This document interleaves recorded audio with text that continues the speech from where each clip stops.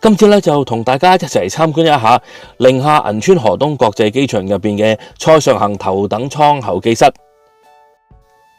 候機室咧就係位於銀川機場國際港澳台線嘅航廈入邊嘅，一眼睇晒咧就係咁大，就連咧專用洗手間都冇。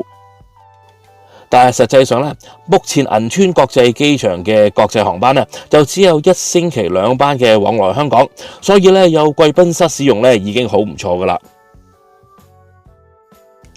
而食物方面咧就只有一啲小食同埋杯麵。